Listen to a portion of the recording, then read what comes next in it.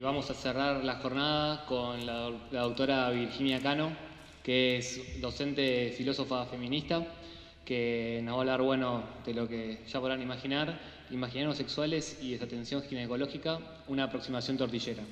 Así que, les cedo la palabra. Muchas gracias.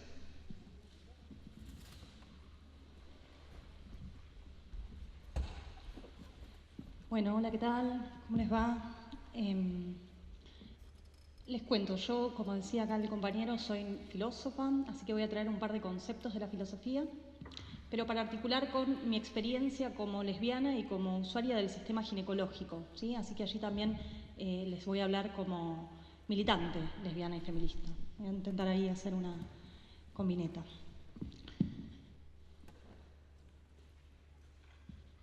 Yo preparé unas diapositivas y voy a ir hablando, pero cualquier cosa que no se entienda, que quieran parar, me preguntan. ¿Sí? La idea es que este sea un espacio de formación y de intercambio y no de monólogo necesariamente. ¿Sí? Así que cualquier cosa me paran, preguntan, intervienen, discuten, como tengan ganas.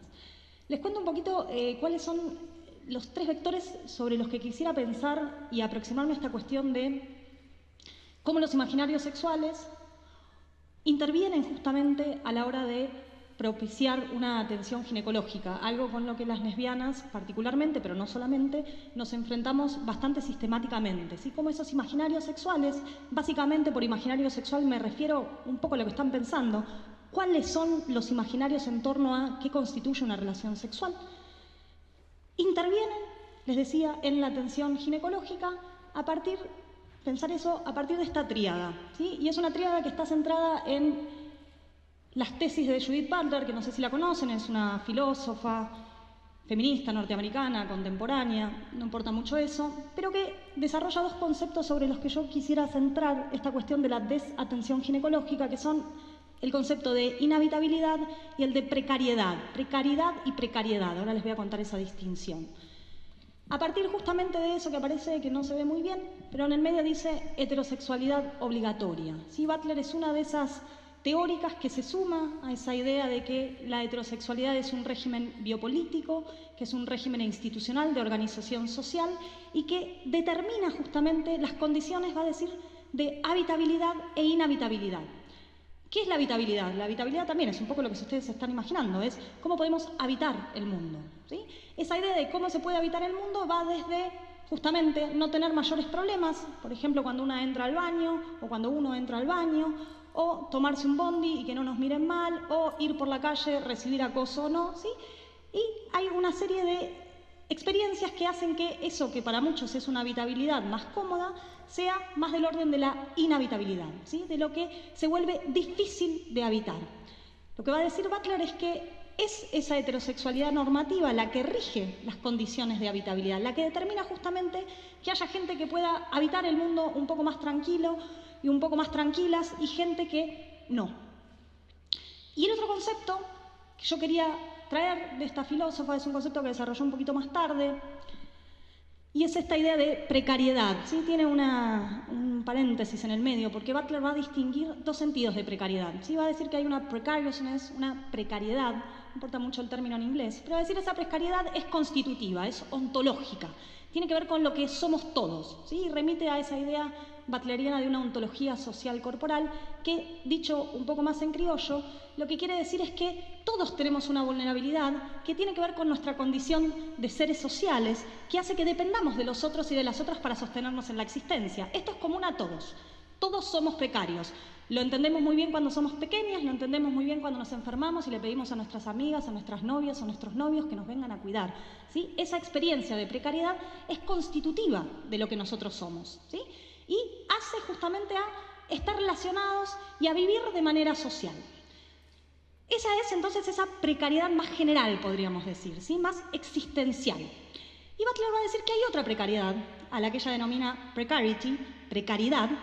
A mí no me importa tanto el término, sino lo que quiere decir. Y va a decir, esa segunda precariedad es política, dice. Y esa precariedad está distribuida de manera diferencial. ¿Sí? Si bien todos somos precarios, y todas somos precarias porque efectivamente estamos expuestas a esa vulnerabilidad, a esa dependencia, a ese devenir muchas veces enfermas, etcétera, etcétera, hay una distribución diferencial de esa precariedad. Es decir, que hay sujetos que tienen una existencia más precaria que otras. Esa precariedad, a la que Butler denomina una precariedad política, está inducida, ¿sí? Está inducida por los sistemas de organización política, por las relaciones de dominación y opresión, por las relaciones de explotación, etcétera, etcétera, ¿sí? Se monta sobre una precariedad que es común, pero nos arroja a distintas zonas a cada uno de esa precariedad, ¿sí? No todos somos igualmente precarias y precarios, incluso cuando todos somos precarias y precarios. ¿Se entiende la diferencia? ¿Sí? Bueno, lo que yo quería pensar es justamente cómo esos imaginarios sexuales y cómo esa heteronorma o esa heterosexualidad obligatoria produce una precariedad diferencial, por ejemplo, en la consulta ginecológica. ¿Sí? ¿Cómo efectivamente podemos entender esta idea de una precariedad diferencial a partir de las experiencias que tenemos muchas de nosotras, y no solamente mujeres, y no solamente lesbianas, sino también varones trans, a la hora de ir a atenderse en el consultorio ginecológico, y cómo esa violencia normativa que permea el saber médico produce una diferencia en la precariedad de los sujetos? Por ejemplo, de acceso a la salud, ¿sí? Una cosa que pasa sistemáticamente, como lesbiana les cuento, es que las lesbianas vamos muchas veces poco al consultorio ginecológico porque la pasamos re mal, ¿sí? Les tenemos un toque de miedo a las ginecólogas y a los ginecólogos. Y eso tiene que ver con cómo efectivamente esa heterosexualidad obligatoria moldea ese saber médico, y no solo el saber médico, sino básicamente la práctica médica y la práctica de la atención ginecológica.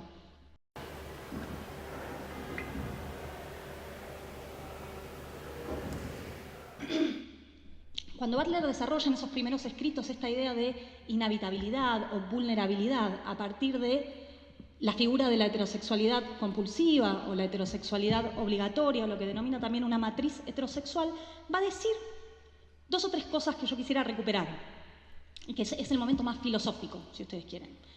Primero va a decir que la heterosexualidad obligatoria, entendida como ese régimen político y básicamente como ese régimen de organización biopolítica, de organización de los cuerpos, de producción de los cuerpos, determina, dice, un campo de ontología posible. Eso es re lindo para los filósofos, quizás a ustedes les suena raro, pero ¿qué quiere decir un campo de ontología posible? Bueno, lo que quiere decir es que hay una producción de una realidad, ¿sí? Que esa heteronorma, si bien es histórica, social, construida y por ende contingente y modificable, aún así produce lo que somos, ¿sí? Produce las mujeres y los varones que somos. ¿Y cómo lo va a hacer? Lo va a hacer justamente a partir de la fijación, va a decir, de normas sexogenerizadas, de ideales normativos respecto de qué es ser varón y qué es ser mujer, que van a determinar cómo leemos a los sujetos, ¿sí? Una cosa que pasa automáticamente, que nos pasa a todos, es inevitable, ¿sí? Tiene que ver justamente con la eficacia de este dispositivo de heteronormalización, es que cuando vemos a alguien, inmediatamente lo vamos a tratar de leer como varón o como mujer. No es voluntario, no es que decimos, a ver, te voy a poner en un casillero. No, nos pasa, ¿sí? Tiene que ver con que es el modo en que leemos el mundo, en el que estamos paradas y abiertos a ese mundo. Entonces, una de las cosas que pasa es eso, ¿sí? Que en general uno de los primeros modos de leer a alguien, ¿sí? De tipificarlo, de perspectivarlo, es a partir de una identificación sexogenérica. Esto, de hecho, comporta un montón de violencias. Ejemplo que siempre pongo y que viene muy bien porque es muy pedagógico, una de las cosas que pasa a mucha gente que no tiene una presencia de género definida y clara, acorde a estas expectativas sociales, es que cuando vas al baño te tratan mal, ¿sí? Eso es una experiencia que no sé si alguna vez les pasó, a mí sí me ha pasado, y es entrar a un baño y que te digan, no, este no es tu baño. Y tiene que ver justamente con cómo estos principios de clasificación de las personas intervienen en nuestras relaciones sociales y muchas veces redundan en una gran violencia. Butler va a decir justamente que esa matriz heterosexual que fija las normas de inteligibilidad social básicamente opera a partir de un sistema binario que cree que todos los sujetos se pueden dividir de manera clara y distinta en varones o mujeres. Y lo segundo que va a decir, y que es muy importante respecto de el horizonte hacia el que vamos, que es pensar cómo esto afecta directamente en la reproducción del saber y de la práctica médica, específicamente en este caso de la ginecológica, va a decir, esto genera justamente que haya sujetos que son más o menos humanos, más o menos varones, más o menos mujeres. ¿Qué quiere decir con esto? Quiere decir que, obviamente, si fijamos ideales normativos, es decir, que tienen un carácter prescriptivo, constrictivo, que fuerza, diríamos, a los sujetos respecto de qué es ser varón y qué es ser mujer. Y por otro lado, pensamos que ser un ser humano es ser una u otra cosa, lo que va a ocurrir inevitablemente es que haya gente que no sea tan mujer como debería ser y haya otra gente que no sea tan varón como debería ser. Ni les quiero decir cuando no querés ser ni varón ni mujer, que no tenés ni siquiera un modo de tipificación en términos de un dispositivo más global. Bueno, es ese correrse de la norma, por así decirlo, el estar un poquitito desplazado de esos principios normativos respecto de qué se entiende que es ser un varón o una mujer, lo que va a redundar muchas veces en experiencias de vulnerabilidad, de hostilidad, de violencia y de mayor precariedad.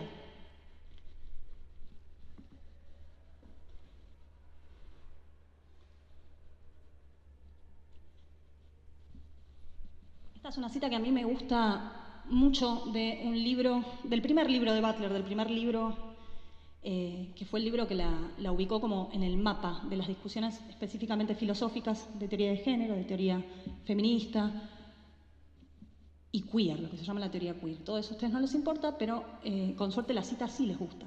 Y dice esto, no se ve muy bien, ¿no? ¿Se ve? ¿Lo ven? ¿Sí? Buenísimo. Dice, lo que continúa preocupándome más son los siguientes tipos de preguntas. ¿Qué constituye una vida inteligible y qué no? Y cómo las suposiciones acerca del género y la sexualidad normativos deciden por anticipado lo que pasará a formar parte del campo de lo humano y de lo vivible. Dicho de otro modo, cómo actúan las suposiciones normativas del género para delimitar el campo mismo de la descripción que tenemos de lo humano, con qué medios advertimos este poder demarcador y con qué medios los transformamos. Esa cita tiene dos cosas que me interesan. Primero, porque vuelve sobre esta cuestión general que yo intentaba aproximarles, que es cómo las presuposiciones respecto del sexo y del género, que son normativas, es decir, que son prescriptivas, que son coercitivas, determinan cuándo una vida va a ser inteligible, cuándo va a ser posible, cuándo va a ser vivible, ¿sí? Y lo segundo, que es también lo que me interesa y es un poco, si ustedes quieren, mi intención, al menos al estar aquí charlando con ustedes, es el segundo momento de esa pregunta, que dice, hay que identificar cuáles son esas normas para ver si es posible transformarlas. Porque justamente si pensamos que esas normas producen vulnerabilidad, producen precariedad, producen violencia, quizás esté bueno darnos cuenta cuáles son esas normas y esos poderes que las sostienen para ver si es posible transformarlos. Obviamente lo que yo vengo a decirles es que el saber ginecológico y la práctica ginecológica, al menos desde mi experiencia como lesbiana, pero también desde mis investigaciones en teoría de género y en biopolítica, es que la disciplina opera en términos mayoritarios, esto no es con alguno de ustedes en particular, sino como el dispositivo médico opera contribuyendo a la reproducción y al fortalecimiento de la heterosexualidad obligatoria. Y la verdad es que eso se ve muy bien y se vive de manera muy violenta y descarnada cuando vamos a algunas personas, como por ejemplo las lesbianas, a la práctica ginecológica. Efectivamente allí intervienen estos ideales normativos respecto de qué es ser una mujer, cuáles son las prácticas sexuales que tiene que tener una mujer para ser tal, y redunda, insisto, en una gran violencia muchas veces en la experiencia de visitar un consultorio y fundamentalmente también en la expulsión que provoca una gran precariedad en esta comunidad e insisto, no es la única. ¿Cómo entiende Butler entonces esta idea de una matriz heteronormativa, una heterosexualidad obligatoria o compulsiva?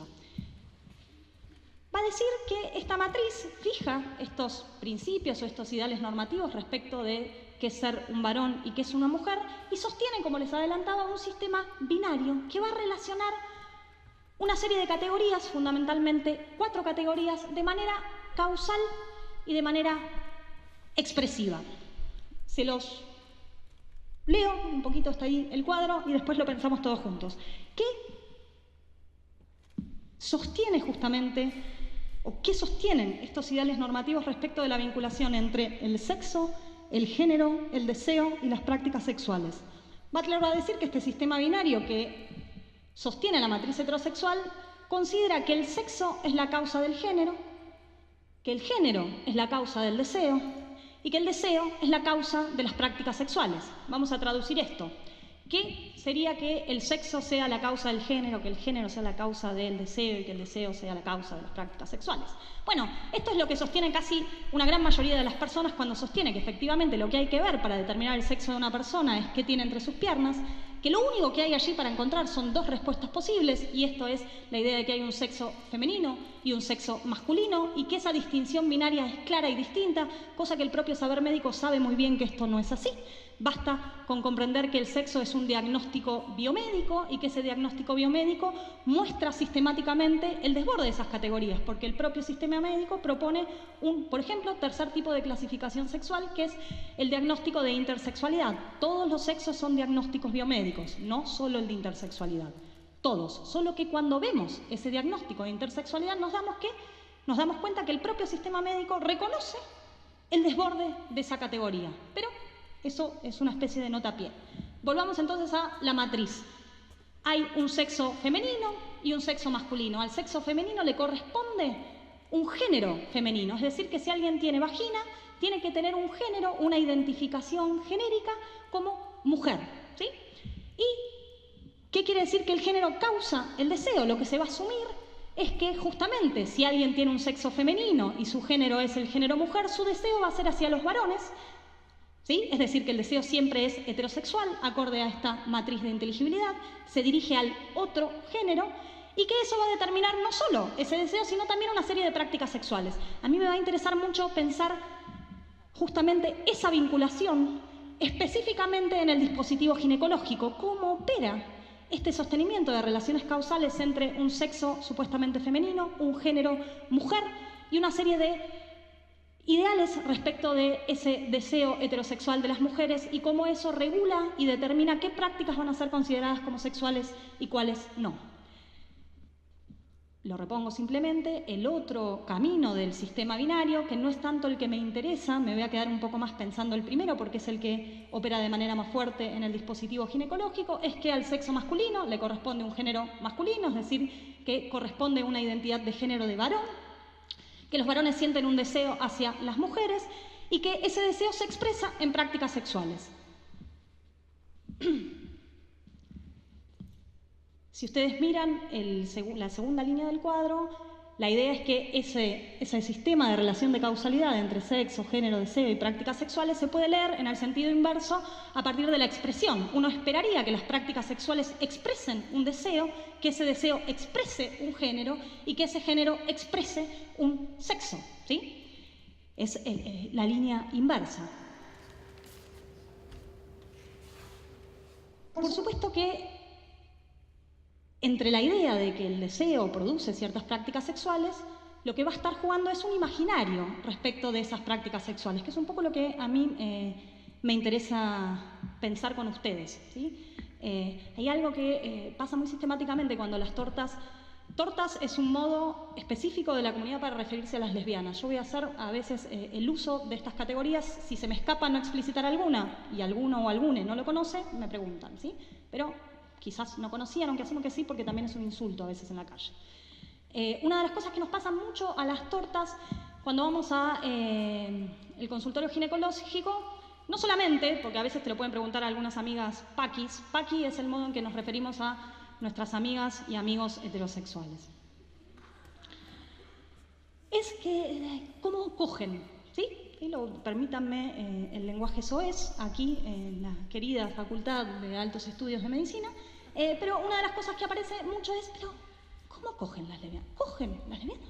¿Tienen relaciones sexuales las lesbianas? No, no se rían. Esto es una experiencia sistemática.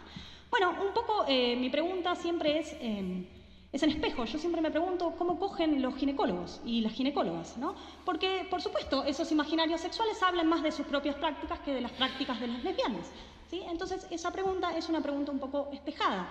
¿Cuáles son los imaginarios y las prácticas sexuales, tanto del saber biomédico como de las tortas? ¿Qué hace que no haya un encuentro, básicamente? Y que llegues y te digan o que sos virgen o que básicamente no te pueden ayudar porque no saben cuáles son las prácticas sexuales que sostiene una lesbiana, entre tantos otros modos de sexualidad disidente. Insisto que yo hablo desde ahí porque tiene que ver con mi experiencia más directa y con el lugar en el cual me posiciono. Pero esto es posible para ser pensado no solo para lesbianas y tortilleras o varones trans, sino también para mujeres heterosexuales que tienen prácticas alternativas, ¿sí? No hay que ser tortillera para coger de manera distinta como piensa el saber médico que se coge o que es una relación sexual, ¿sí? Esto tiene que ver justamente con pensar que los modos de romper estas líneas de causalidad y de expresión son muchas. Algunos van a tener que ver con la expresión de género, ¿sí? No nos vemos tal y como se esperaría acorde a estas relaciones de causalidad y de expresión. Otras van a tener que ver con el deseo, ¿sí? No deseamos aquellos que se supone que deberíamos desear acorde a esta heterosexualidad normativa y compulsiva. Y otros van a tener que ver con las prácticas, ¿sí? Con los modos en que llevamos a cabo nuestras relaciones erótico-afectivas y más específicamente nuestros modos de relaciones sexuales. Insisto, para esto no hay que ser ni lesbiana ni varón trans, simplemente hay que tener prácticas disidentes, es decir, diferentes, que discrepan respecto de esa proyección tan normativa y prescriptiva de la heteronorma y también del dispositivo ginecológico.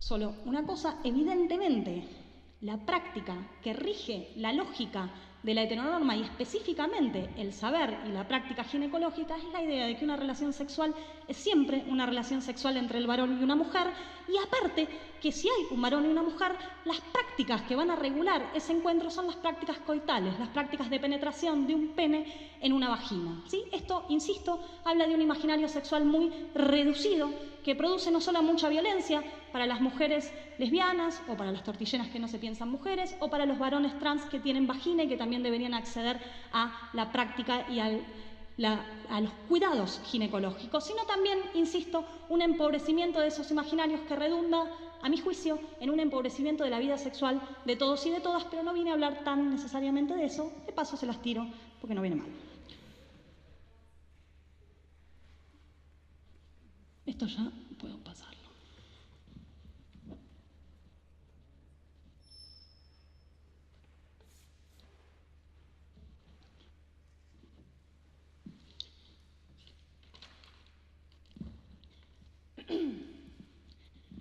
Solo por las dudas, para aclarar la terminología, hablé de varones trans. Quizás nadie necesita una explicación de la diferencia en qué es una persona cis y qué es una persona trans, pero no viene mal reponerla, volverla a traer en cuestión por si, insisto, hay alguien que no lo sepa y porque de todas maneras siempre está bueno volver sobre algunos saberes, ¿sí? Una persona cis es una persona como yo, ¿sí? Que es una persona que se identifica con el sexo que le fue asignado al nacer, ¿sí? Si cuando naciste el dispositivo médico, en ayuda del dispositivo institucional de la familia y del dispositivo jurídico, que es el que nos otorga el DNI, te asignaron el sexo femenino y vos te permaneces en ese sexo, no cambiás, ¿sí? Se considera que sos una persona cissexual, ¿sí? Es el modo, de hecho, en que la comunidad trans propone designar a personas como yo. Una persona trans es una persona que, a diferencia de una persona cis, decide cambiar, ¿sí? De alguna manera migrar de esa asignación sexual que le fue impuesta en el momento del nacimiento, ¿sí? De allí que justamente los varones trans sean varones que recibieron en el momento de su nacimiento la asignación y el diagnóstico biomédico de un sexo masculino, perdón, de un sexo femenino, ahí está, y que luego se identifican como varones.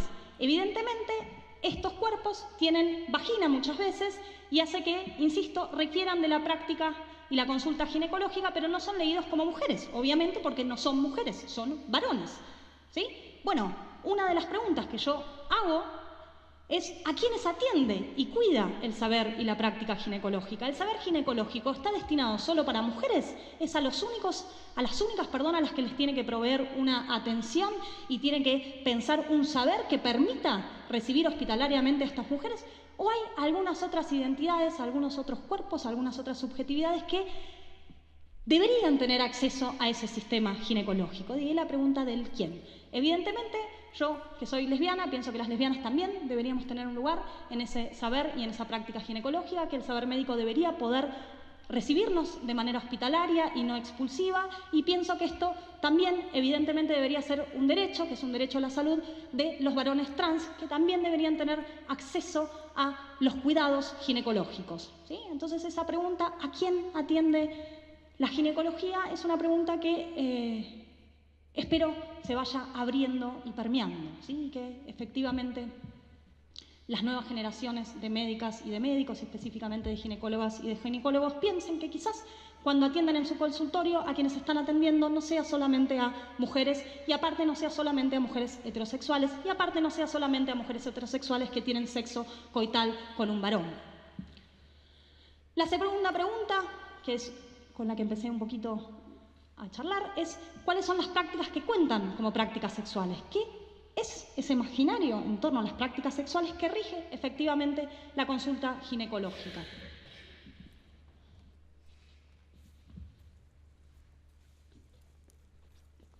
Y por último, la tercera pregunta es la pregunta por la economía de los placeres y de los riesgos de la ginecología, ¿sí?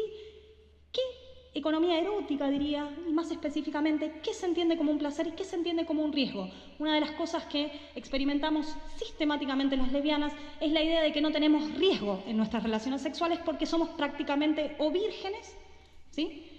O gente que solo tiene juegos infantiles, ¿sí? Ahora vamos a pasar más adelante les voy a pasar unas filminas que traje de una campaña de la ALP. La ALP es la Asamblea Lésbica Permanente, es un grupo autogestivo de lesbianas del que formo parte, que para el Día de la Violencia contra las Mujeres lanzamos una campaña en contra de la violencia ginecológica hacia lesbianas y bisexuales, ¿sí? Y una de las cosas que aparece, van a ver, es efectivamente esta idea de que las mujeres o lesbianas, insisto, el y o va a haber a veces ahí unos desplazamientos, porque les cuento también, por si no lo saben, no todas las lesbianas se identifican como mujeres. Hay lesbianas que se piensan como mujeres, pero hay lesbianas que no se piensan como mujeres, que se piensan como tortilleras, justamente, ¿sí? La identidad de género tiene que ver con eso, con ser lesbiana. Y una de las cosas que pasa, entonces les decía, es esta idea de que no hay riesgo, ¿sí? Nuevamente esto solo habla de los imaginarios sexuales de nuestros ginecólogos y de nuestras ginecólogas, que piensan que cuando dos lesbianas tienen relaciones sexuales, básicamente lo que hacen es o tocarse y masturbarse o simplemente frotarse, ¿sí? Que allí no hay mayores contactos sexuales. Y obviamente que lo que piensan, por otro lado, es que las lesbianas solo tienen sexo con mujeres cisexuales. A ningún ginecólogo se le ocurre que hay algunas lesbianas que tenemos sexo con lesbianas trans, por ejemplo. Es decir, con lesbianas que tienen pene, ¿sí? Esto, insisto, tiene que ver con los modos en que construimos esos imaginarios y cómo operan e impactan directamente en la consulta médica. A partir de estas tres preguntas, lo que yo de alguna manera quisiera desarrollar, y se los adelanté, es esta idea de que la ginecología opera como una gineconormatividad en el sentido en que puede ser leída como un dispositivo de producción y en ese sentido de normalización de mujeres cisexuales heterosexuales, ¿sí? Lo que hace la ginecología no es tanto, como podríamos pensar, simplemente atender a personas que tienen derecho y la necesidad de acceder a una consulta ginecológica, sino que hacen otra cosa más. No quiere decir que no lo hagan, esto lo hacen también. Pero aparte, hacen otra cosa que, a mi juicio, debería ser revisada, y eso es un poco lo que vengo a hacer acá, a interpelarlos en ese sentido, y es cómo este sistema, que debería ser simplemente un sistema de atención médica, oficia de un dispositivo de producción de mujeres normales, de mujeres tal y como deberían ser. Por ende, mujeres cisexuales y por ende, mujeres que tienen relaciones heterosexuales, ¿sí? Las prácticas de violencia que vivimos, entre otras, las lesbianas, muestran justamente cómo muchas veces cuando vamos a la consulta ginecológica lo que recibimos no es simplemente la atención médica, sino básicamente una serie de disciplinamientos, de correctivos y de expulsiones que tienen que ver con cómo opera esa heterosexualidad normativa, incluso en el saber y en la práctica médica ginecológica.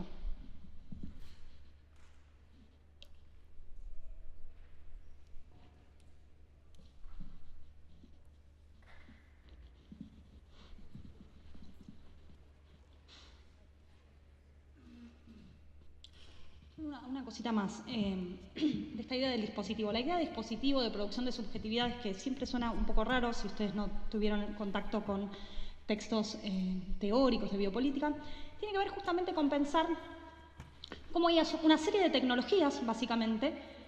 La medicina es una de ellas, también lo es la filosofía, también lo es el cine, también lo son los baños, también lo es la ropa, etcétera, etcétera, etcétera, que producen los sujetos que nosotros somos, ¿sí? Y aquí quiero decir un par de cosas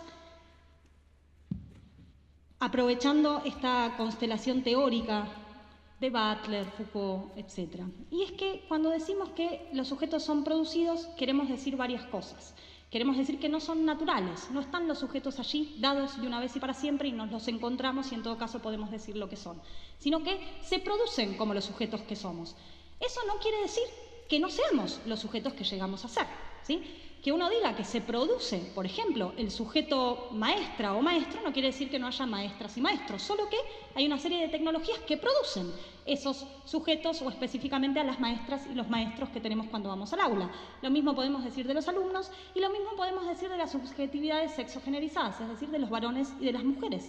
No están allí dados de manera natural, originaria, etcétera, sino que se producen por una serie de tecnologías. Entre ellas, insisto, los saberes médicos. De hecho, valga recordar que el sexo es un diagnóstico biomédico. Y también, justamente, a partir de nuestras prácticas cotidianas, de nuestro comportamiento, del modo en que nos presentamos, ¿sí? Insisto, que seamos producidos no quiere decir que no seamos, pero quiere decir algo que es mucho más interesante, y es que es posible pensar otros modos de producción de subjetividad. No es que no haya varones y mujeres, los hay, es clarísimo. Probablemente aquí haya muchas y muchos que se identifican como varones y como mujeres. No quiere decir que tenga que ser necesariamente así, que sea lo único que se puede ser y que no sea posible que quizás alguno de ustedes que se siente un varón o una mujer algún día se sienta alguna otra cosa, ¿sí? Abrir los dispositivos de subjetivación y pensar los modos constrictivos y normativos de los mismos, lo que nos permite es ver esa contingencia y ver cómo llegamos a ser eso que somos. Bueno, les contaba entonces que quería trabajar y compartir con ustedes básicamente esta campaña de la ALP, de la Asamblea Lésbica Permanente, en contra de la violencia ginecológica heterocisnormativa, pero estuvo muy focalizado en la violencia ginecológica para lesbianas y bisexuales y mujeres bisexuales, que recogió básicamente testimonios de estas mujeres, de estas lesbianas y de estas bisexuales y todas las combinetas posibles que allí se encuentren en sus experiencias en los consultorios ginecológicos, ¿sí? A mí me interesa traer aquí estos testimonios porque hablan de experiencias cotidianas, ¿sí? Y porque hablan justamente de eso que nos pasa muchas veces cuando vamos a esos consultorios y que de alguna manera puede ser una expresión muy clara y muy distinta de qué es esa idea de violencia normativa, violencia heterosexual y en términos generales la idea de que hay una matriz heterosexual que justamente produce una precariedad diferencial, ¿sí? Es un buen modo, a mi juicio, de ver qué quiere decir esta idea de que hay una precariedad que es inducida y que los saberes, justamente, y específicamente en este caso el saber médico ginecológico, contribuye a esa producción diferencial de la precariedad, ¿sí? La precariedad no está igualmente o equitativamente repartida. Ahora les voy a pasar entonces esas... hicimos como unas plaquetas, pero básicamente recuperan testimonios, los vamos a ir leyendo, pueden charlar, si a alguno le pasó, etc.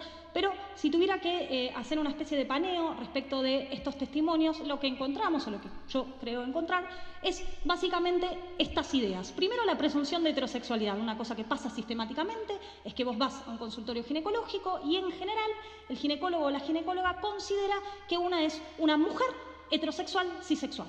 Punto. ¿Sí? Esto es la idea de una presunción heterosexual.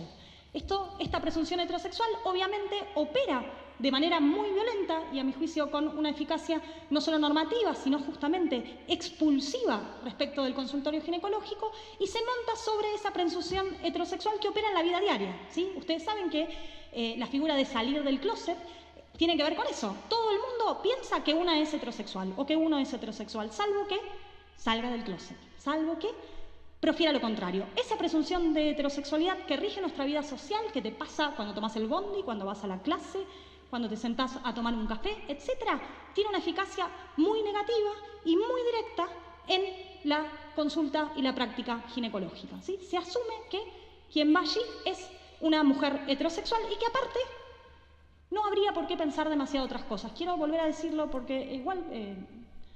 de traumada nomás. Yo no estoy diciendo que todos los ginecólogos y todos y todas las ginecólogas hagan esto. Lo que estoy diciendo es que esto es una experiencia sistemática, común y generalizada, ¿sí?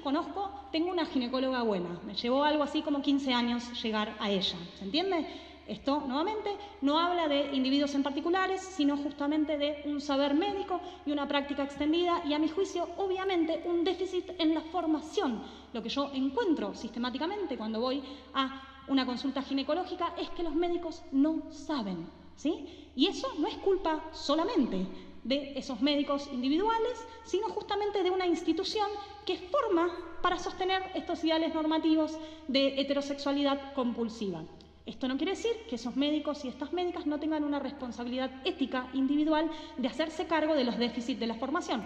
Yo soy egresada de filosofía, soy filósofa, no leí nada en mi carrera sobre teoría de género, sobre sexualidad, me tuve que ocupar de eso luego de que terminé mi formación de grado. Fue mi responsabilidad ética. Esa responsabilidad ética, de todas maneras, tiene que encuadrarse en sistemas institucionales de formación y de, básicamente, nuestras casas de altos estudios. Lo que le pasa a medicina no es muy distinto de lo que le pasa a los abogados, de lo que le pasa a los filósofos, a las antropólogas o antropólogos, a la gente de letras, biólogos, etcétera, etcétera, etcétera. Y es que esa heterosexualidad obligatoria moldea, ¿sí?, y determina nuestros saberes, y básicamente nuestros saberes institucionalizados, que tienen una responsabilidad muy grande a la hora de distribuir esa precariedad en los sujetos. Ni que decir, y ustedes lo saben bien, un saber como es el saber médico.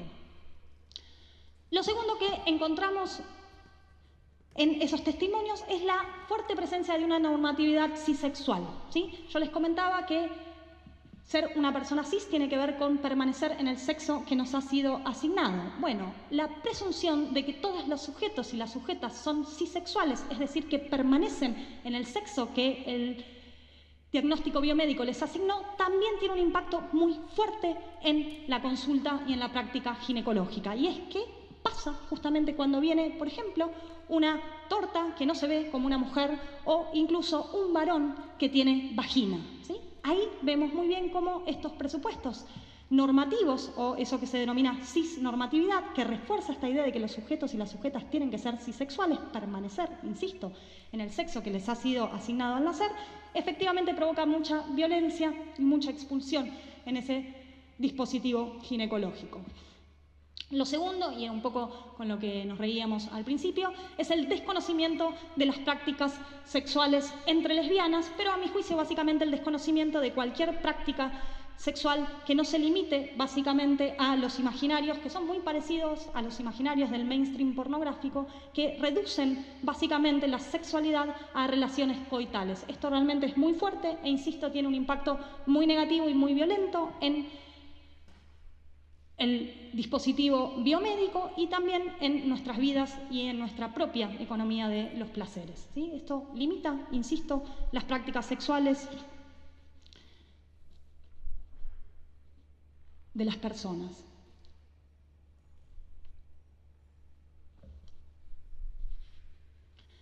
Cuarto punto, lo que nos encontramos es una fuerte invisibilización o infantilización o moralización o patologización de la sexualidad tortillera. Les traduzco por si queda alguna duda. Lo que parece es, uno, que las lesbianas no existen, ¿sí? El saber médico hace como que esas lesbianas no existen, no hay prácticas tortilleras. Básicamente eso se siente cuando el saber médico te dice, sin ningún tipo de prurito o de mala conciencia, no sé cómo cogen las lesbianas, ¿sí? Es decir, invisibilización, no existimos para el saber médico mayoritario. O lo otro que nos encontramos muy sistemáticamente es que se infantiliza nuestra sexualidad. Si no se invisibiliza y se niega su existencia, se dice que es una sexualidad inmadura, que es una sexualidad infantil, que es una sexualidad cercana a la masturbación. Nuevamente, esto habla más de la sexualidad de los ginecólogos y de las ginecólogas que de nosotras, las lesbianas. Lo otro que ocurre es que se moraliza esa sexualidad. Aparece una fuerte impugnación moral o ideológica, ¿sí? Una de las cosas con la que nos enfrentamos muchas veces las lesbianas es con que al profesional de la salud o la profesional de la salud que nos está atendiendo le parece malo que seamos lesbianas y que tiene un derecho él o ella a decírnoslo. Y lo último, y estos son los resabios, porque por más de que, como ustedes saben, la homosexualidad y el lesbianismo ya no se reconocen como enfermedades, porque por suerte fueron extraídas de todos los manuales de diagnóstico, de psicodiagnóstico, aparece igual así por supuesto, siempre a la orden del día, patologización de nuestra sexualidad. Esta idea de que si no somos invisibles, o si no somos malas personas, o si no somos niñas que básicamente se masturban entre amigas, lo que somos absolutamente perversas, desacatadas, promiscuas o inmorales. Porque te puede pasar eso, que piensen que sos algo así como una virgen de 38 años o una especie de diabla sexual promiscua que vaya a saber qué fantasías aparecen allí. ¿Sí? La idea de perversión está siempre muy a la orden del día y efectivamente aparece muy sistemáticamente, como vamos a ver, en estos testimonios. La censura moral o ideológica y, por último, directamente la violencia simbólica o verbal. ¿Sí? Esto, obviamente, son grados de violencia increyente. Lo que van a ver es que se mixturan, no es que donde hay presunción de heterosexualidad no hay infantilización, lo que vemos es un modo de aproximarnos, se dan de maneras combinadas. Ustedes saben que la invención para el mal es muy rica en recursos, ¿sí? Así que muchas veces van a ver que aparecen combinados todos estos modos de expulsarnos del consultorio. Quiero decir que la violencia simbólica, la violencia verbal, y aquí me olvidé de ponerlo, pero va a aparecer más adelante, se corona en algunos casos directamente con violencia física. Una de las cosas que va a aparecer, y los vamos a leer esos testimonios, es que muchas tortas experimentan prácticas violentas directamente a nivel físico. Por ejemplo, PAPs violentos, ¿sí? Que son, si ustedes quieren, no solo una tortura en el consultorio, sino un método absolutamente directo de disciplinamiento y normalización de nuestra sexualidad. Es muy fuerte, pero esto también aparece muy sistemáticamente, ¿sí?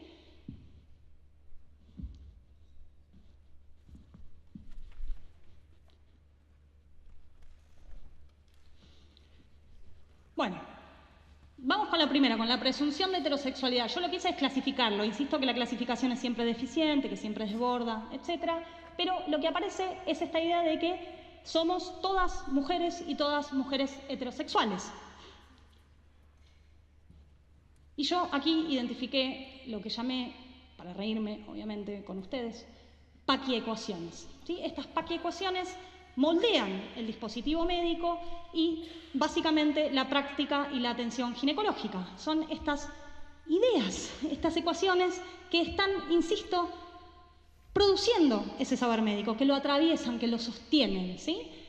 Básicamente lo que asume ese saber ginecológico es que mujer es igual a mujer heterosexual, igual a mujer cisexual, que las relaciones sexuales son iguales a relaciones heterosexuales y que estas son las únicas relaciones reproductivas. Y por último, que todos los pacientes de ginecología son, por ende, mujeres cis heterosexuales. ¿Sí? Esto es básicamente las paquiecuaciones que encontramos muchas veces de manera muy sistemática cuando vamos al consultorio ginecológico. Bien, ya sí, vamos a la campaña.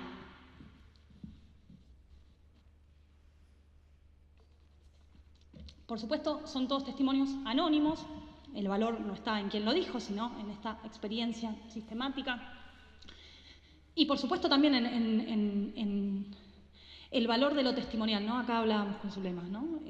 Esto de escuchar a la gente que va a la práctica ginecológica. ¿Qué nos pasa cuando vamos? ¿Qué experiencias tenemos allí? Esto debería ser algo no menor. Una de las cosas, también porque tengo la oportunidad de decirlo, es que nos encontramos muy sistemáticamente en las atenciones y en las prácticas, no solo ginecológicas, sino médicas en general, y es que la idea de que los pacientes y las pacientes no tienen nada, absolutamente nada interesante para decir, que no hay nada allí a ser pensado, y esto es muy violento y genera obviamente grandes problemas a la hora de pensar la producción y la revisión de esos saberes. Esto, nuevamente, no es privativo del sistema médico, pero sí debería ser una responsabilidad ética directa de este dispositivo. Bueno, leemos esta primera. Dice, la primera pregunta que me hizo una ginecóloga fue ¿qué anticonceptivo usaba? Cuando le dije ninguno, me dijo, ¿estás buscando? Presunción de heterosexualidad. No se le ocurrió ninguna otra cosa, evidentemente. Otro dice, estoy harta de que me pregunten si tengo hijos y ante mi respuesta positiva asuman que pasé por un embarazo y un parto.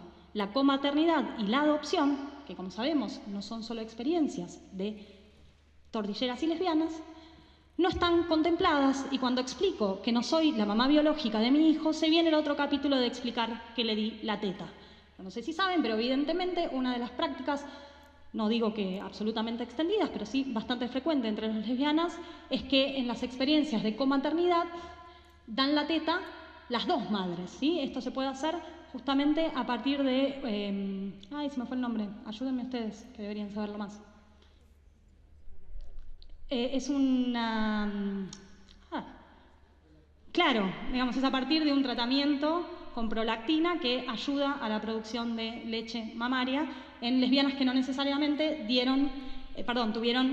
fueron las que portaron, gestaron y parieron a esos niños, pero son la comadre y sino comparten la carga de dar de mamar, que ustedes saben que es una carga muy grande para las madres. Entre las dichas de las lesbianas tenemos esa, que podemos compartir esa carga. Y ese placer también. La otra es la asunción silenciosa. Vas por un atraso, te preguntan cómo te cuidas, decís que no usas ningún médico y ya está, seguro estás embarazada, ni se les cruza otra posibilidad. ¿Sí? Van a ver que algunos son reiterativos, los dejé igual porque me parece que funcionan justamente en su reiteración. Lo que aparece sistemáticamente es que una mujer que no se cuida o está buscando o está embarazada. ¿Por qué? Porque obviamente la única relación sexual que puede tener es una relación heterosexual que obviamente es pasible de generar un embarazo.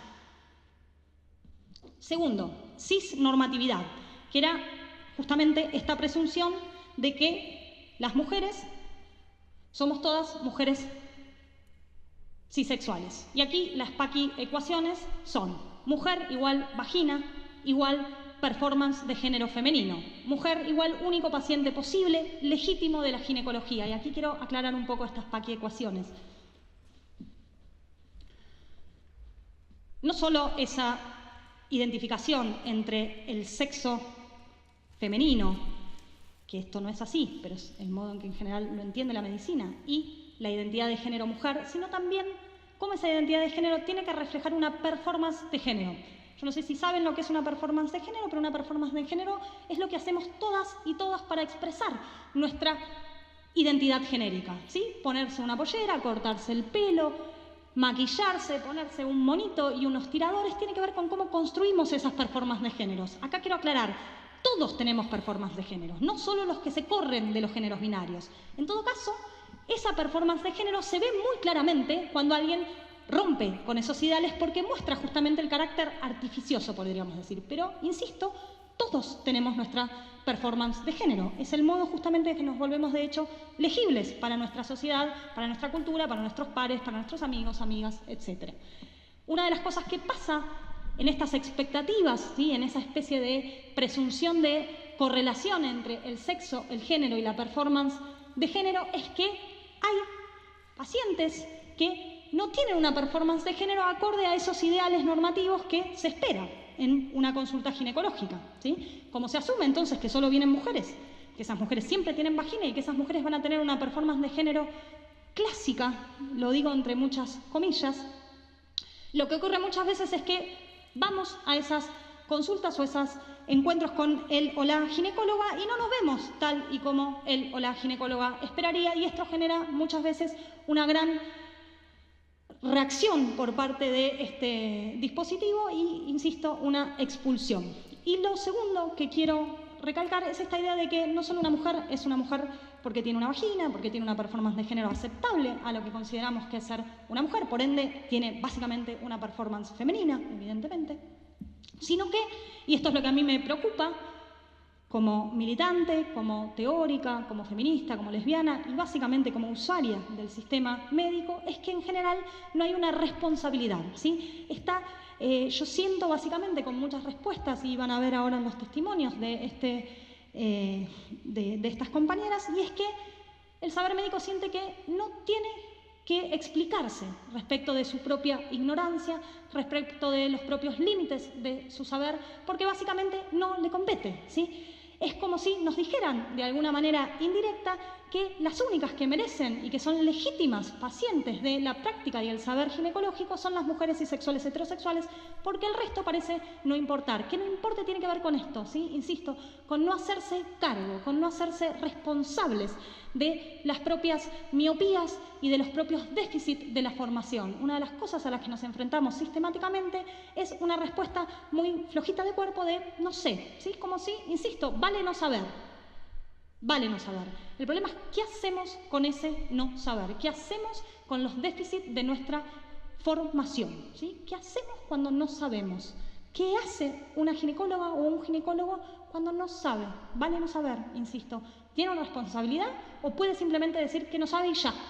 ¿Sí? Bueno, lo que nos encontramos en general muchas veces es que no hay ninguna mala conciencia, por así decirlo. En el sentido, no hay ninguna sensación de que allí hay algo por hacerse, de que hay una responsabilidad más allá de los déficits que todas comprendemos, que no son privativas ni voluntarios necesariamente de esas ginecólogas o de esos ginecólogos. Pero insisto, mi pregunta, y obviamente yo tengo una respuesta y la voy a decir, es que por supuesto que los únicos pacientes legítimas no son las mujeres heterosexuales y cisexuales, por supuesto que lo son y merecen toda nuestra atención, nuestro respeto y nuestra preocupación, pero también lo son otras sujetas y otros sujetos que deberían acceder con la misma facilidad y respetando su integridad cada vez que van a esta consulta, ¿sí? Es decir, los pacientes legítimos del sistema ginecológico no deberían ser solamente las mujeres. Por supuesto que lo tienen que ser. Y además, desde ya que reciben mucha violencia, ¿eh? No estoy diciendo que esto sea, insisto, una experiencia privativa de las lesbianas o de los varones trans. Pero en este caso quiero, desde allí, marcar este terreno, ¿sí? ¿Qué hacemos cuando no sabemos? ¿Y qué sabe el saber médico? ¿Qué saberes pone a rodar este saber ginecológico en sus prácticas extendidas y sistemáticas?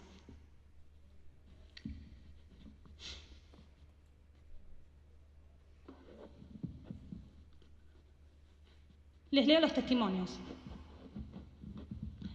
Sala de espera de varios consultorios, mucha gente esperando. Sale una ginecóloga, me llama por mi apellido. Cuando me pongo de pie, claramente mi imagen no feminizada le hace reforzar el concepto. Montehermoso, Julieta. A lo que respondo, sí, conozco mi nombre. Ella reforzó, aún sin poder asociar mi expresión de género a alguien que podría ir a su consulta, pero este es un servicio de ginecología, casi a los gritos en plena sala. Claramente esta consulta no terminó bien, ¿sí? Acá vemos muy bien cómo la performance de género resulta excluyente y recibe un correctivo directo, ¿sí? ¿Por qué la persona tiene que preguntar e insistir cuando vos llamás a un paciente, se presenta él o la paciente, debería bastar, ¿sí? Sin embargo, lo que vemos es que esas presuposiciones y básicamente cómo cada vez que se desajusta algo en relación a estas expectativas, que son muy heterosis normativas, lo que produce es, en general, una expulsión y un rechazo. Fíjense que lo que le dice la ginecóloga es básicamente que no tiene que estar ahí. ¿Sí? Le dice, bueno, ¿pero qué haces acá? Sí, la ginecología es solo de mujeres. En este caso, esta compañera tiene una expresión de género masculina. Consultando de anticonceptivos, le dije que soy lesbiana.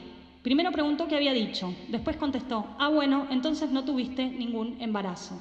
Sigamos. ¿Cuáles son las presuposiciones que ustedes ven acá? ¿Qué asume este ginecólogo?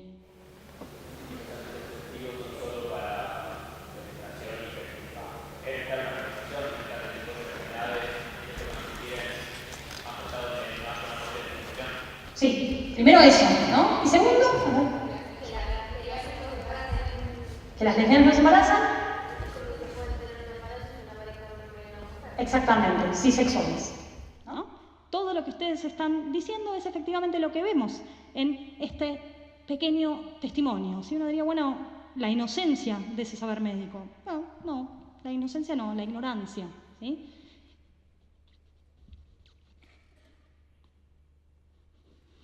Una ginecóloga, al verme peluda, me preguntó, ¿pero qué quería, ser hombre? Y con cara espantosa lo preguntó, ¿sí? También, nuevamente, reforzar los ideales normativos, en este caso estéticos.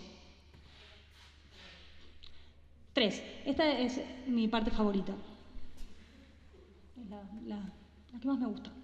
Se llama invisibilización de la sexualidad lésbica, entre otras sexualidades, insisto, y aquí encontramos cómo operan esos imaginarios sexuales directamente en estas experiencias, en las prácticas y en las consultas ginecológicas. Les leo nuestras queridas paquiecuaciones: sexo igual coito igual penetración pene-vagina. Esta idea de que el único modo de penetrar es a través de un pene, además de sorprenderme de maneras que no puedo llegar a expresar. Dicho esto, supone insisto, además de una gran falta de imaginación, un desconocimiento absoluto de las prácticas entre lesbianas. Una de las ideas que aparece muy sistemáticamente es que las lesbianas no tenemos relaciones penetrativas. Les cuento, sí. Les cuento otra cosa que es de una radicalidad tremenda. El pene no es el único capaz de penetrar. Les juro, ¿sí? Prueben. La otra ecuación es que pene igual varón, vagina igual mujer y que sexo igual un varón penetrando a una mujer. Esto es básicamente el imaginario sexual mayoritario, hegemónico, absolutamente heteronormativo y empobrecedor de no solo, insisto, nuestras prácticas, nuestro erotismo, nuestros encuentros sexoafectivos, sino también de una atención adecuada, hospitalaria y cuidadosa en el consultorio ginecológico. Yo ahí tengo unas preguntas. Todos sabían, no las leí, estas se las leo, simplemente porque, como les dije, es mi filmina favorita. ¿Son las manos órganos sexuales? ¿Qué sabe la ginecología de fistings vaginales, vibradores, dildos vibradores, lesbianas con penes y varones con conchas? ¿Cómo cogen las lesbianas? ¿Y los ginecólogos? Esta está re chiquito. Dice, fui a la ginecóloga, ella era joven, tal vez más joven que yo. De entrada le dije que era torta y que no había estado con chabones en la segunda consulta, decide hacerme el PAP y cuando ya estaba sobre la camilla, en batita me dijo, bueno, voy a hacer esto con mucho cuidado porque tal vez seas virgen todavía. Me reí y le dije que obviamente no, porque aunque no con tipos, sí había tenido sexo y entonces me contesta, pero tal vez todavía tenés el himen. Creo que mi carcajada se escuchó hasta en el pasillo, ¿sí? Bueno, este es un excelente testimonio para ver esta idea de que lo único que se considera una relación sexual es efectivamente la práctica de penetración de un pene a una vagina, que lo único que puede penetrar, por eso esta idea de que esta lesbiana sería virgen y tendría un himen, es el pene, ¿sí? Obviamente esto es falsísimo. No me voy a cansar de decirlo porque por más de que yo me río y ustedes también, quiero decir que esto es sistemático, la asunción de que las lesbianas somos vírgenes y básicamente que no tenemos prácticas penetrativas y que aparte no tenemos relaciones sexuales con cuerpos con penes es falsa, ¿sí? Es absolutamente falsa y habla, insisto, mucho más de los imaginarios sexuales de los profesionales de la salud que de nuestras prácticas reales, efectivas y cotidianas, por suerte. Esta también, van a ver que aparece una y otra vez. Ah, entonces seguís siendo virgen. Sí, claro, señor de guardapolvo. Ah, bueno, pero con sexo oral no te podés contagiar nada. Esto también, ¿sí? Es obvio que no hay penetración sin pene, eso es uno. Y la otra es esta idea, insisto, de que las lesbianas solo tenemos relaciones orales, ¿sí? Solo practicamos felatios, etcétera, o tribadismo. Con suerte igual saben lo que es el tribadismo. El tribadismo no sé si saben, pero es lo que se conoce como la tijera, ¿sí? Es el modo comunitario de referirse a la práctica de frotación entre piernas, digamos, piernas, concha con pene, depende, ¿sí? Pero en general los dos imaginarios que aparecen es o que, insisto, no hay ninguna penetración y por otro lado que solo tenemos prácticas orales y prácticas de frotación, como si ahí se agotara justamente las prácticas lesbianas, no porque no ocurran, por supuesto que ocurren, pero no agotan en ningún sentido nuestra economía de los placeres. Médica, ¿tenés pareja estable? Responde, sí. ¿Tenés relaciones sexuales? Sí. ¿Tenés sexo oral? Sí. ¿Sexo anal? Sí. ¿Usás protección para todo? Para penetración, sí. Para sexo oral o tijereta, no. Cara de no entiendo. ¿Dije qué? Tijereta, cuando dos mujeres frotan sus genitales entre sí. Callada piensa, pasan unos segundos. Ah, sos lesbiana entonces. No, dejando espacio para que siga pensando. Silencio. ¿Sabe lo que es la bisexualidad, doctora? Ah, sí, ahora entiendo. Son swingers. Genial. Maravilloso. Esa es de mis favoritas. Cuando le pedí a una ginecóloga que me haga las órdenes para análisis de rutina, se negó a hacerme el PAP diciendo que si no tenía sexo con varones no le necesitaba. Esto también aparece muy sistemáticamente y que tiene que ver con cómo se hilan todos esos imaginarios en relación a lo que es una práctica sexual riesgosa, que constituye verdaderamente una práctica sexual, y la idea de que las lesbianas somos vírgenes y por ende no necesitamos ningún tipo de control ginecológico. Esto es una experiencia sistemática y es que nos mandan a casa sin hacernos los chequeos que merecemos todas y todos cuando vamos justamente a consultar con un ginecólogo. Esto es directamente producción de precariedad de manera diferencial. Te mandan sin los estudios, que ustedes lo saben muy bien, son necesarios, previenen un montón de enfermedades, no solo el HPV, ¿sí? No solo el cáncer, quiero decir, sino que es muy importante acceder a los controles de PAP, ¿sí? ¿Cómo van a mandar a una persona sin su PAP sobre pretexto de que allí no hay sexualidad? Es sumamente irresponsable. Distintos ginecólogos traía sus varias experiencias. Bueno, lo que nos ocurre aparte no solo es que vamos poco, que muchas no van, que recibimos experiencias de violencia directa, sino que aparte migramos sistemáticamente a través de consultorio en consultorio, lo cual, ustedes saben, también muchas veces va en detrimento de la calidad de nuestra atención ginecológica. Sos muy linda para ser lesbiana. Eso es violento, como ya sabemos, pero aparte es realmente una de las experiencias que vivimos muy sistemáticamente las lesbianas. Esta idea de ¿qué quiere decir cuando alguien te dice que sos linda para ser lesbiana, ¿no? Es como que yo le diga a una mujer heterosexual que es muy linda para no ser lesbiana, ¿sí? Es ridículo, es absurdo. Dice, pap, no te hago porque no te penetraron nunca, jaja, ponele. Sos virgen porque lo que haces con otras mujeres es masturbación. Nuevamente, solo habla de los imaginarios sexuales de la o el profesional que la atendió, para nada de las prácticas de nosotras las lesbianas. Mientras me realizaban el PAP, es decir, en posición ginecológica, asomó su cabeza entre mis piernas y preguntó, ¿y no extrañas la penetración? A lo que le respondí, no sé qué te hace pensar que no me penetran. 4. Patologización, infantilización, moralización de las sexualidades disidentes. Acá las paquiecuaciones son sexualidad normal igual a sexualidad heterosexual igual a sexualidad sana. Sexualidades no heteronormadas igual a sexualidades anormales, igual a sexualidades perversas, igual a sexualidades inmaduras o incluso inexistentes. Y aparte, sexualidades nuevamente respecto de las cuales el saber médico parece que no tendría que ni saber, ni dar cuenta, ni atender, ni recibir, ni nada. Mi ginecóloga de toda la vida me preguntó, ¿pero qué te pasó? Con cara de consternada, cuando le conté que había empezado a estar sexualmente con chicas y quería información sobre modos de contagio, métodos de prevención, etc. Asocian tu orientación sexual a la promiscuidad. Entonces, acto seguido, a escuchar si sos lesbiana, me han dicho, ah, no, entonces te voy a mandar más análisis. Faltó decir que si fueras hetero. Y agregó una lista de test de infecciones de transmisión sexual. Fíjense que acá es el caso inverso, ¿sí? Si en algunos nos mandan sin atención alguna, es decir, sin mandarnos a hacer los controles básicos, incluso rutinarios, para el propio saber ginecológico, lo otro que ocurre es que cuando se focaliza esa sexualidad como una sexualidad perversa, ¿sí? Lo que ocurre es inverso, te mandan a hacer cosas que no te harían, sino asumiendo justamente que allí hay algo así como un riesgo mayor. A mí me ha pasado directamente, esto también muy cercanos a estos testimonios, ir a una consulta ginecológica, explicitar que era lesbiana y que me empiezan a hacer una serie de preguntas respecto de mis prácticas sexuales, como si tenía relaciones sadomasoquistas, etcétera, cosa que con mucho gusto las tengo, pero me parece sumamente violento que me lo pregunten sobre pretexto de que soy una lesbiana, ¿sí? Tiene que ver con justamente modos de patologización, de moralización de esas sexualidades que, insisto, a mi juicio al menos, no le competen al saber médico. No hace falta hacerte exámenes porque sos como virgen. Vieron que la de virgen sale mucho. Este era el punto al que yo me refería también, ¿no? A la ignorancia médica y a los saberes ginecológicos. Sí, yo aquí vengo a hablar directamente de ignorancia, es decir, de no saber. Nuestros saberes no son solo saberes, también son un horizonte de no saberes. Eso le vale a la medicina, le vale a la ginecología, le vale a la filosofía y le vale a todos nuestros saberes. Todo saber, decía Foucault, también es de alguna manera un no saber.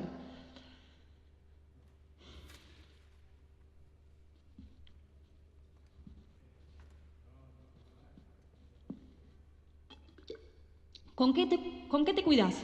Le contesté con nada y que era lesbiana. Le conté que existían formas de prevenir la transmisión de ITS y que no me resultaban muy prácticas y que muchas de nosotras no las usábamos. Refiriéndose a nosotras me dijo, no te autodiscrimines. Le expliqué que con el nosotras me refería al círculo de tortas con el que me relacionaba. Siguió con preguntas sobre las personas trans. No entiendo bien eso, me decía. Le recomendé un poco de lectura y no volví más. Cada bocado que decía, tratando de hacerse el copado, la embarraba más. Ah, ¿sos lesbiana? Entonces no vamos a hablar de embarazo y de maternidad. Obviamente, esto es otra de las cosas que pasa y es nuevamente la asunción de que las únicas que son madres son las mujeres heterosexuales y sexuales y como todos sabemos, esto no es así. Yo no hice una aproximación a partir de las leyes. Ustedes saben que hay leyes en contra de la discriminación, leyes de acceso a la salud, etcétera. Toda esa legislación existe. Yo aquí estoy apelando a otra cosa y esa es la responsabilidad ética de los profesionales de la salud, ¿sí? Que deberían, por supuesto, respetar esas leyes, pero deberían tener un trato humanitario y humano y gentil con las personas que se acercan a esos servicios médicos. Y los estoy interpelando más de allí, desde allí. Ah, bueno, si ahora solo estás con chicas, yo no tengo nada que decirte, ¿sí? Este es también un excelente testimonio, en este caso de un ginecólogo que piensa que no tiene nada que decir, que no tiene nada que saber, que no hay nada allí por aprender, que no tiene ninguna responsabilidad ética y profesional frente a una paciente que viene con prácticas sexuales que rompen sus propios saberes, ¿sí? Insisto, vale no saber, pero hay que hacerse cargo de las propias ignorancias y límites de nuestra formación. ¿Cómo te cuidas? Con guantes. No entiendo. Para lo mismo que usted, Doc, sigo sin entender. Conclusión, no saben para qué son los guantes que usan. Me encantó. Igual tengo muchos problemas con... una de las cosas que pasa también es que te mandan a usar guantes. Mi pregunta es ¿cuántos ginecólogos y ginecólogas mandan a usar guantes a pacientes heterosexuales? Las manos las usamos todos y todas, ¿sí? Y hay ahí una idea de que hay que sustituir el preservativo de maneras muy poco racionales, a mi juicio. Es como si se perdiera incluso capacidad de mínimo, ¿no? De mínimo. Sí, es muy impresionante. Violencia verbal y física. ¿Por qué muchas lesbianas no van al ginecólogo? ¿Sabían que a veces dan miedo? Sí, les tenemos miedo a veces, se los quiero decir así. Si te duele es porque no tenés relaciones sexuales reales. Me avisaba con un tono de mierda antes de hacerme el PAP. ¿Sí? Las lesbianas no tendríamos, parece, relaciones sexuales reales, hacemos otra cosa. Una ginecóloga me hizo un PAP bastante violento. Lo que yo sentí en ese momento es que temía que me calentara con ella. Me pasó con un ginecólogo varón, de antemano le había dicho que era lesbiana, me hizo tacto y no se imaginan lo bruto que fue el imbécil. A los 16, primera vez que iba al ginecólogo, me dice, yo practicaba con mis novias cuando era joven. Otro ginecólogo me trató mal por haberme cortado el pelo corto. ¿Qué te hiciste?, me dijo. Otro, que más que hablar, hizo, fui a su consulta a los 20, tenía puesto un vestido de esos que se atan a la altura de la nuca, con 2 cintas, y cuando me va a revisar las mamas me dice, no, yo te lo saco. Y efectivamente me lo desató, el horror. Sí, experiencias de acoso que evidentemente no son para nada privativas de las lesbianas, también las experimentan las mujeres heterosexuales cuando van al consultorio. Quería alguna recoger, ¿sí?, de estas experiencias que obviamente ya están como muy por fuera de toda conducta ética de un profesional de la salud y de cualquier persona. ¿Con qué te cuidas? Le contesté con nada, que era lesbiana, le conté que... Esta ya está, la repetí, perdón. Distintos... Se me fue por atrás. Esta es parecida. Bueno, la primera vez que vi una ginecóloga me trató duramente. Yo estaba muy tensa y ella fastidiada me dijo, bueno, si no te abrís, mamita, no te puedo revisar. Andate. Y me fui, sí. Ahí terminó la campaña. En verdad tenía un par de testimonios más, yo hice una selección para no aburrirlos.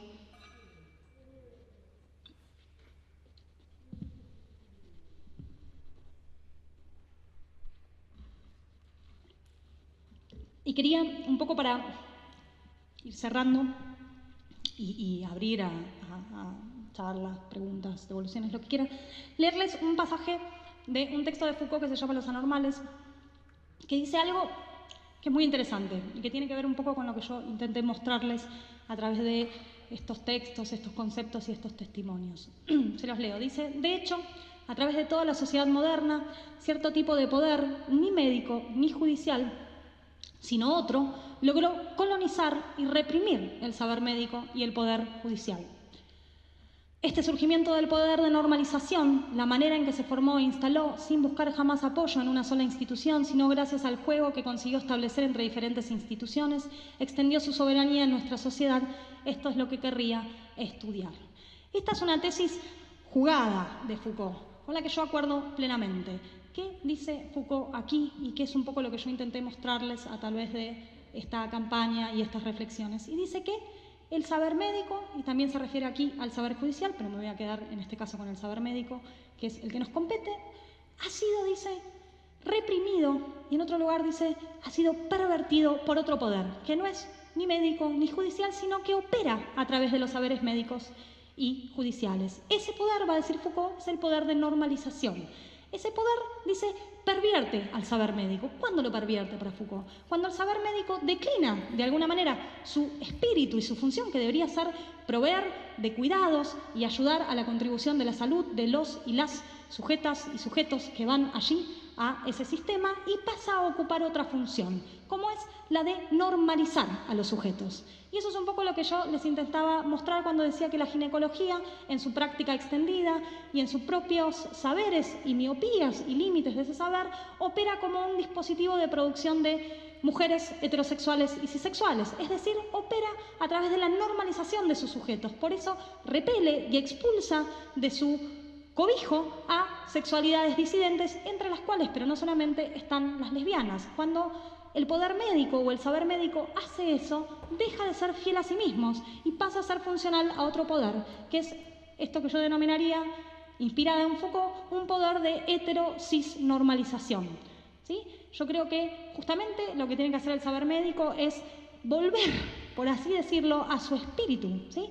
Y que lo que deberían pensar los profesionales y las profesionales que están encargados, por ejemplo, de las consultas ginecológicas, es que lo que tienen que hacer es proveer de información, de cuidados, de órdenes médicas, de estudios, etcétera, que contribuyan a la salud de sus pacientes, sean estos mujeres heterosexuales, mujeres bisexuales, lesbianas o varones trans, que en la medida en que haga eso, justamente, no solo van a ser fieles a sí mismos, sino que van a dejar de hacerle el juego a un dispositivo de normalización que genera, insisto, mucha precariedad, mucha violencia y mucha vulnerabilidad. Esto era lo que yo tenía para decirles.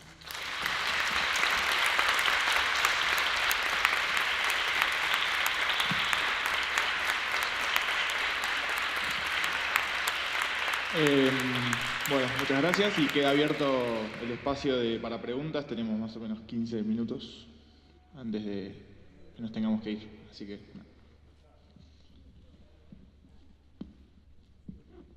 Yo no tengo una pregunta, pero tengo para aportar uno de estas experiencias que vos planteaste a través de las diapositivas. A mí me pasó algo relativamente parecido, que se sumaron muchas lados de violencia que yo interpreté cuando fui a una consulta ginecológica. Primero, bueno, soy lesbiana, tengo esta expresión de género que es relativamente masculina, se me lee relativamente masculina a veces, y me pasó justamente esto que vos habías nombrado, de que me repregunten el nombre, de llaman Natalia, Puca, ¿dónde está? ¿Cómo sos vos? ¿En serio? Bueno, a ver, pasemos. Y cuando estaba en la consulta lo que sucedió fue que lo que pasó básicamente es que justamente se veía mucha violencia, en el sentido de que la persona primero me habló de métodos anticonceptivos en vez de hablarme de, por ejemplo, qué tipo de sexualidad yo implementaba con mi pareja. Y por otro lado, después, cuando fuimos a la parte más puntual de que, bueno, yo tenía, por ejemplo, una infección en ese momento, la mujer no me quiso revisar porque directamente pensó que yo la iba a interpelar como, bueno, que íbamos a... O sea, como si yo quisiera tener algo con ella, no sé, algo extrañísimo, que me dijo, desvestite, ponete el camisolín, y después no me revisó, inclusive. Sí, eso pasó, o sea, me dijo, abrí las piernas, listo. O sea, nada, fue literalmente, no sé, 2 segundos. Y eso a mí me molesta porque yo también estudio ahora medicina y yo pienso que las mujeres tendríamos que acá concentrarnos para poder tener este tipo de charlas, porque es algo que nos pasa a nosotras no solo como mujeres lesbianas, sino también a muchas otras mujeres que no son lesbianas, que son heterosexuales y tienen un montón de maltratos durante la rutina ginecológica. Y bueno, ese es mi aporte. Insisto que los modos de desinfilamiento y de normalización me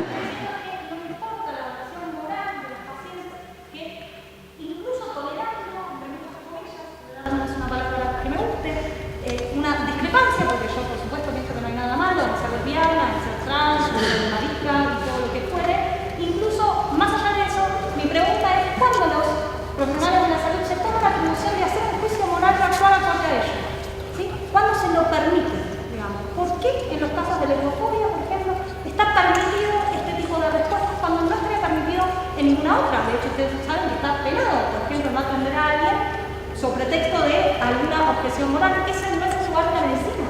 No está, es como que yo no atiendo a la alumna porque me cae mal o porque me parece que votó al presidente equivocado. No le importa a nadie, me imagino que me pasa, obviamente. Digamos, no importa, yo tengo que dar mi clase a todos mis alumnos y mis alumnos por igual. Esa es mi responsabilidad profesional, mi responsabilidad ética. No me tienen que agradar para que yo los trate bien y cumpla mi función. Eso vale para un docente universitario como yo y también vale para un profesional de la salud, ¿sí? La idea es que hablando de estas cosas también podamos deconstruir algo de lo que les pasa. Yo no creo que lo hagan siempre intencionalmente y con una malicia, creo que muchas veces lo que les pasa es que se les juega eso y somos todos humanos y humanas. Creo que, sin embargo, tenemos una responsabilidad ética y profesional frente a esas limitaciones y tenemos que tener una reflexión crítica respecto de cuál es el rol. Por eso yo cerraba con Foucault. No es el lugar de las médicas y de los médicos producir los sujetos que le parece que el mundo debería habitar. ¿Sí? No me meto ni en la discusión de si estamos de acuerdo o no. Simplemente no es el lugar. No están allí para dar clases de sexualidad, no están allí para dar clases de monogamia, están allí para dar cuidados y atención médica. Y eso debería ser lo que motive a estos profesionales y a los profesionales, y creo que de hecho muchas veces lo es. Sí, a mí lo que más me asusta y más terrible me parece, más allá de las cuestiones más violentas, concretas, directas, que se pueden llegar a experimentar en un consultorio, como que discriminen directamente, que te manden al psiquiatra por lesbiana, que sentir pésimo por tener autopercibida, es ese nivel de violencia que no se percibe tan fácilmente y que ocurre a través del acceso a la información diferencial. Como yo al principio, en mi primera ginecóloga recomendada por otro médico, de otro amigo, de otra amiga, me pareció una copada, abierta, perfectamente tolerante, pero y todo, pero lo primero que me dijo cuando le dije que era lesbiana, me dijo, bueno, no preocupate, porque no te va a pasar nada, vení cada 3 años, vení cada 3 años igual, vení para siempre, pero como podés relajarte y disfrutar del sexo, porque el sexo es lo más jodo, la verdad, me encantó la respuesta, pero la chica con la que estaba saliendo en ese momento, de pronto 6 meses después me dijo que tenía HPV. ¿Y qué es el HPV? Y a mí nadie me dijo que era el HPV, porque claro, la educación sexual en las escuelas no es lo mejor, por ese momento la chica también.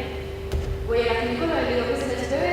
No me sabe responder muy bien, me dice, bueno, es muy difícil de contagiar entre mujeres, en realidad hace falta que te penetre para que se pueda contagiar, pero la pareja lesbiana nunca tuvo sexo bueno, con lo cual dejé a esa ginecóloga desesperada, recorrí consultorios ginecológicos en donde me basuriaron y me desinformaron hasta que llegué a una, después de 10 intentos más o menos, que me supo explicar qué es el HPV. Pero quiero preguntarles a ustedes, si son médicos en formación, si tienen idea de la responsabilidad que ustedes cargan, porque una cuando llega a un consultorio ginecológico también es una cosa que hay que construir todo, pero la fe ciega que se tiene en su palabra, como transmisores de este conocimiento tan difícil de hacer. Es un milagro. Claro, terminás a las patadas aprendiendo que los médicos son personas que se forman también producidas por un sistema, probablemente terminan reproduciendo cosas bastante chotas, pero bueno, que sean conscientes que a uno les toma pie de la letra de la palabra, por lo menos al principio, y si no tiene un poco más de conciencia respecto de eso, y que es importantísimo poder contar con las herramientas. Nosotras acá algunas armamos una especie de taller sobre sexualidad, sobre ginecología, sobre salud sexual, sobre personas varones trans, o lesbianas, o mujeres cis, que han sufrido violencia también en el consultorio ginecológico. Tuvimos que perseguir hasta Nordelta, más o menos, una ginecóloga que estuvo dispuesta a hablar con nosotros, y que decía que era imposible acceder a información sobre este tipo de cuestiones, sobre los riesgos de transmisión de enfermedades sexuales.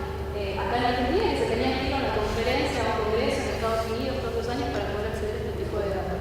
Porque realmente no se sabe. Al día de hoy me saben decir qué es el HPV, cómo se transmite, qué tengo yo, como lesbiana que soy. O sea, cada persona que dice me dice cosas distintas. Y no es que me preocupe y que demonice la CTS, que me resulta alarmante que haya tal nivel de desinformación respecto a primero nuestras prácticas sexuales,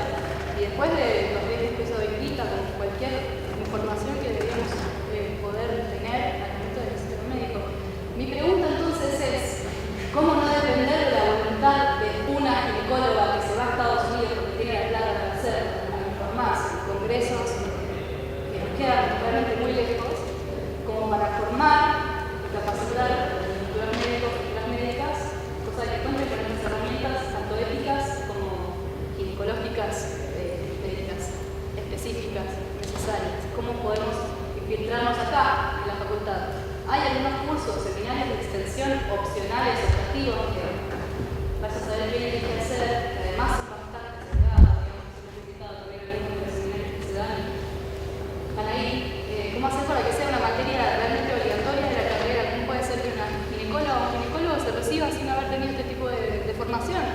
Esa es mi pregunta. No sé cómo acceder a la institución y si alguno acá sabe o si el centro de estudiantes puede hacer algo. Me agarro de lo tuyo para como breve reseña. Fui médico residente de ginecología por 4 meses, pues renuncié por todos esos motivos. El sistema, por eso yo creo que me encantó esta femenina, porque está esta cuestión de la normalización. De alguna manera esa normalización se encarga de reproducir, incluso de expulsar, te lo estoy diciendo como renunciante, residente renunciante, a todas esas cuestiones. Vos después de pronto tenés una perspectiva un poco más amplia, cuestionás una serie de cosas, sos la peor basura, encima residente de primer año de medicina cuestionando cosas y encima varón. Creo que parte de la respuesta es, primero, que va a requerir cierto tiempo y segundo, de una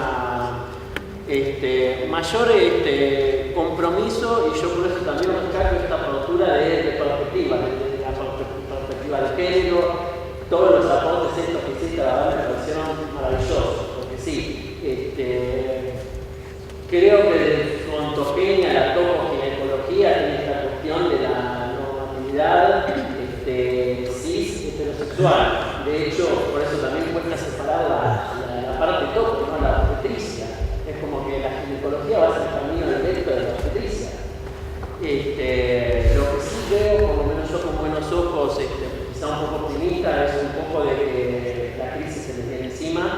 Esto a título de que tuvimos un paciente, y yo por eso no sabía, porque decía, entre toda la constelación tuvimos en el servicio de ginecología un paciente masculino cis heterosexual con una cuestión de mastología, con una ginecomastia. O sea, es tan amplio el campo que eventualmente va a llegar a una crisis en la que todo va a tener que resolver cómo se maneja y de qué forma. También hay una cuestión de tiempo de consulta, de que tiene que hacer todo así. Edu. Yo creo que... Perdón, último porque nos van a echar de la cadena y seguimos con unas minutos. Nada, que me parece que está buenísima la pregunta que traes de, bueno, ¿qué hacemos las estudiantes, los estudiantes de la Universidad de Buenos Aires también? Porque me parece que no solamente para cuestiones médicas hay que tener una revisión, una forma de realmente hacer feminista en esta formación profesional para que estemos comprometidos con la sociedad en la que vivimos. Pero sí me parece que hay cierto cambio a partir de 2015, sobre todo con el Ni Una Menos, y las estudiantes y algunos docentes se empezaron a comprometer un poco más. Por ejemplo, lo que está pasando acá este cuatrimestre es que se abrió una cátedra libre por el aborto. Se va a hablar 4 encuentros y, digamos, es un puntapié inicial para que todas esas temáticas también ingresen a la formación profesional de los y las universidades.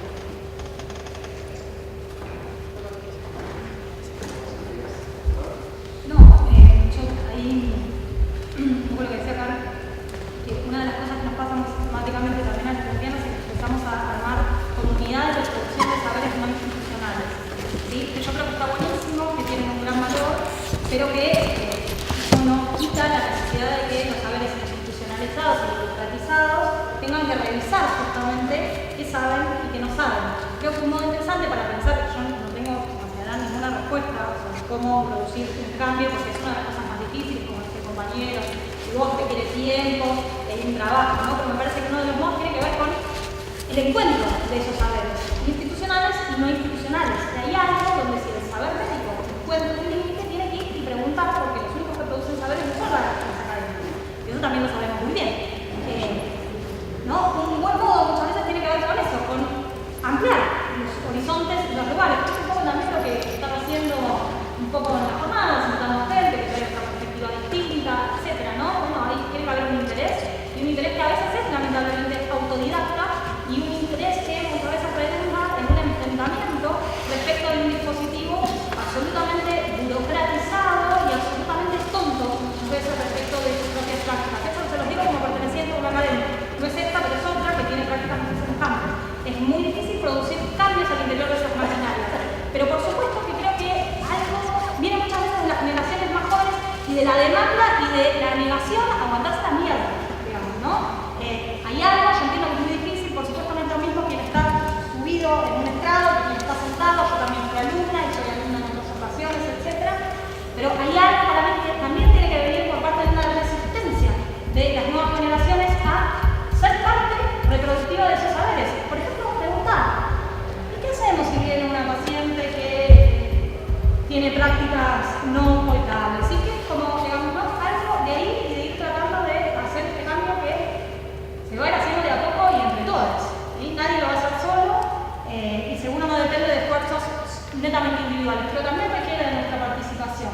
Cada uno en su lugarcito, ¿sí? Y me parece que nuestras pertenencias profesionales son lugares muy potentes en ese sentido para introducir cambios, porque ustedes ahora son estudiantes, pero luego van a ser médicos y quizás docentes. Bueno,